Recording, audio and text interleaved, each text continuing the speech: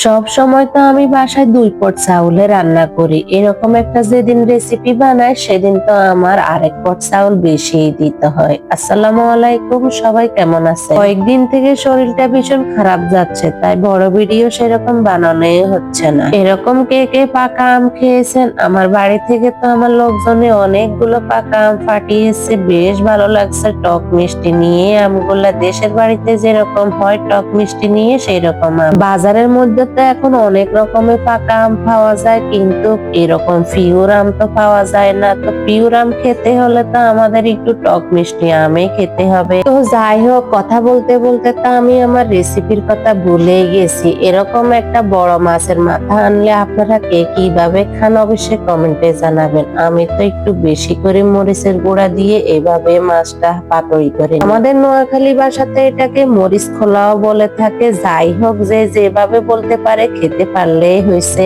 মরিচ বাটা হলে বেশ ভালো হতো, কিন্তু আমি তো মরিচ বাটতেই পারি না, সেই জন্য আমি মরিচের গুঁড়া দিয়ে এই কাজটা করে নিয়েছি। ভীষণ ভালো হয়েছে খেতে। আমার বাসায় তো একদম এরকম রান্না করলে 1 পট বা চাউল বেশি দিতে হয়। অনেকের মনে প্রশ্ন জাগতে পারে, কি মাছের মাথা? এটা হলো পাঙ্গাস মাছের মাথা। পাঙ্গাস মাছের মাথা তেমন একটা মাংস থাকে না, বড় বড় হাড় দিয়ে থাকে, তাই আমি সবসময় পাঙ্গাস মাছ আনলে এভাবে রান্না করে নিই। টমেটো আজকে বাসায় ছিল না, তাই টমেটো দেওয়া হয়নি। টমেটো দিলে আরো ভীষণ খেতে মজা হতো। আমি প্রথমে খেয়ালে করিনি, আজকে যেহেতু টমেটো নাই তাই এই জিনিসটা নামানো দরকার ছিল না। তাই যখন রান্না করতে চলে আসছি, মাছটা ভিজে গেছে, তখন আর কি আর করবো, টমেটো ভিজে রান্না করে নিয়েছি। এই মরিচ খোলাটা যতটা লাল হয়েছে, আসলে কিন্তু খেতে অতটা জাল হয়নি। এত মজা হয়েছে, গরম গরম ভাতের সাথে খেতে অসাধারণ লাগে খেতে। আপনারা অবশ্যই একবার ট্রাই করে দেখবেন। এই হলো আমার রান্নার ফাইনাল লুক। আমি ধনিয়া পাতা দিয়ে একদম নেড়ে ছেড়ে নামিয়ে নিব।